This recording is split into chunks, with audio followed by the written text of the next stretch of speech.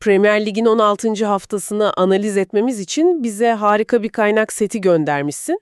Evet, elimizde Bein Sports Türkiye'den maçların geniş özetleri ve Makkolik'ten de güncel puan durumu var. Bu hafta sonunun ana temasını tek kelimeyle özetlemek gerekseydi, sanırım o kelime karakter olurdu. Hı hı. Şampiyonluk karakteri gösterenler, kaotik bir karakter sergileyenler ve tabii devlere kafa tutma karakterini ortaya koyanlar. Çok doğru bir başlangıç noktası. Biz de bu bölümde tam olarak bunu yapacağız. Manchester United ve Bournemouth arasındaki o inanılmaz gol düellosundan başlayacağız. Çünkü gönderdiğin kaynaklar bize sadece skorları değil, o skorların arkasındaki zihniyetleri de anlatıyor aslında. Kesinlikle. Bir takımın baskı altında nasıl tepki verdiği, geriye düştüğünde pes edip etmediği, işte bu hafta sonu bu karakter testlerini net bir şekilde gördük. Başlayalım. Başlayalım çünkü sadece skora bakınca Manchester United 4, Bournemouth 4, insan bunun bir klasik olduğunu düşünebilir. Evet, kağıt üzerinde öyle duruyor. Ama kaynakları izleyince bende oluşan his bunun hücum dehasından çok affedilemez savunma hatalarıyla dolu bir maç olduğu yönünde. Bence ikincisine çok daha yakın. Yani bu harika bir maç mıydı yoksa iki takım da savunma yapmayı mı unuttu?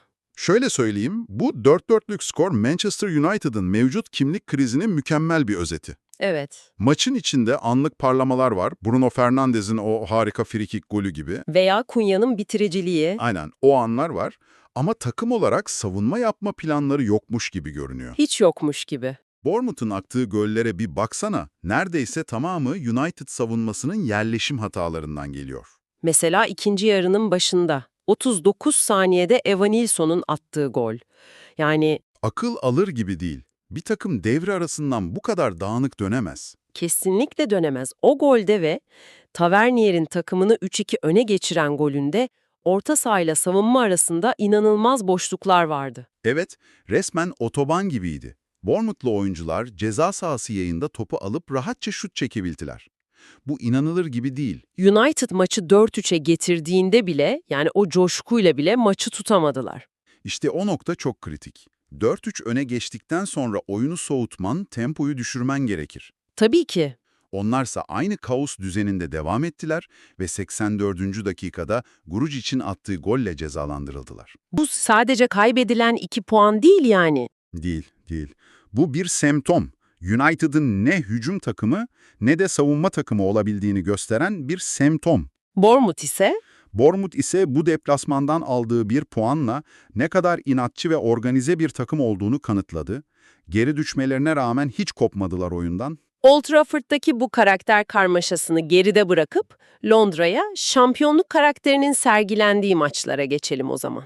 Geçelim. United savunma hatalarıyla puan kaybederken zirvedeki iki takım bize şampiyonlukların nasıl kazanıldığını farklı şekillerde gösterdi. Hı hı. Arsenal, Wolverhampton karşısında adeta kan terledi ama 2-1 kazanmayı başardı. O maç gerçekten de şampiyonluk yolundaki en zorlu virajlardan biriydi Arsenal için. Maçın açılış golü ise başlı başına bir olaydı. Bukayo Saka'nın o golü, Evet, kornerden attığı ve futbolda Olimpiko olarak bilinen o gol, inanılmaz bir teknik beceri, çok nadir görülen bir şey. topa o falsoyu vermek, o hedefi tutturmak, saf bir yetenek anıydı. Ancak o yetenek anından sonra işler pek de kolay gitmedi Arsenal için. Hiç gitmedi. Maçın sonlarına doğru Wolverhampton beraberliği yakalayınca spikerin de vurguladığı gibi belki de şampiyonluğu kaybedecek bu golle Arsenal paniği bütün stadyumu sardı. O an Emirates'te hiç çıkmıyordu herhalde. Gabriel Jesus son dakikalarda attığı golle kazandılar ama kaynaklarda ilginç bir detaya takıldım. Neymiş o? Arsenal'ın 2 golü de rakip oyunculara çarpıp yön değiştirerek ağlara gitmiş. Şimdi sormak lazım, bu şampiyonluk karakteri mi yoksa düpedüz şans mı? Harika bir soru. Bence cevap ikisinin birleşimi. Nasıl yani? Şampiyonluk yarışında şans faktörü her zaman vardır. Bu bir gerçek. Ama o şansı yaratacak pozisyonları bulmak, son ana kadar baskı kurmak, işte bu karakter işidir. Doğru.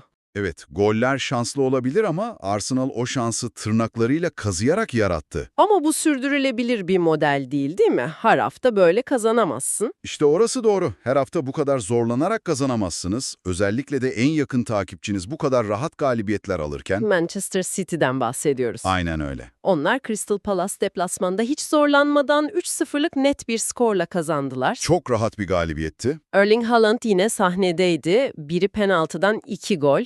Onun için maçın başında tek bir pozisyon yetti. Ölümcül bir bitirici kesinlikle. Ama bence City'nin bu rahat galibiyetinin arkasındaki asıl mimar Phil Foden'da. Yine golünü attı. Hem de nasıl bir performans. Son 4 maçta 6 gol, 1 asist. İnanılmaz. Alev almış resmen. Foden'ın dehası sadece gollerinde değil, pozisyon almasında yatıyor. Sürekli olarak o yarım alan dediğimiz boşluklara sızdı. Bu da City'nin kapalı savunmaları açmasını sağlıyor. Bu iki maçı yan yana koyunca zirve yarışının psikolojisi de ortaya çıkıyor. Arsenal 36, City 34 puan. Evet, Ama biri acı çekerek kazanırken, diğeri adeta bir antrenman maçı havasında 3 puanı alıyor. tam olarak öyle. Bu durum önümüzdeki haftalarda Arsenal üzerinde ciddi bir baskı yaratabilir. Kesinlikle. City, Arsenal'ın her puan kaybını cezalandırabileceklerini bilmenin rahatlığıyla oynuyor. Bu da bizi haftanın diğer maçlarına getiriyor aslında. Haftanın sürprizlerine. Aynen.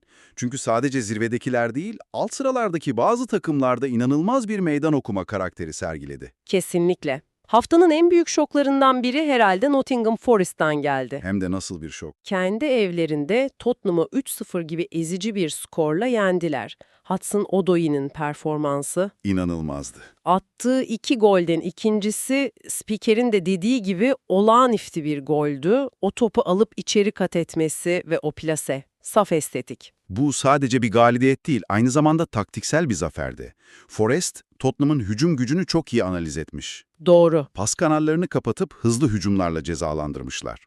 Premier Lig'de sadece bütçelerin konuşmadığını gösteriyor bu. Ve karakter demişken Aston Villa'dan bahsetmemek olmaz. Olmaz, çünkü Old Trafford'daki kaostan daha büyük bir hikaye varsa, o da Villa'nın geri dönüşüydü. West Ham deplasmanında 2-1 geriye düşüyorlar Hı hı. ve maçı 3-2 kazanıyorlar. Bu onların üst üste 9. galibiyeti. İnanılmaz bir seri. Unai Emery'nin takıma aşıladığı o asla pes etmeme ruhunun en net örneğiydi bu maç.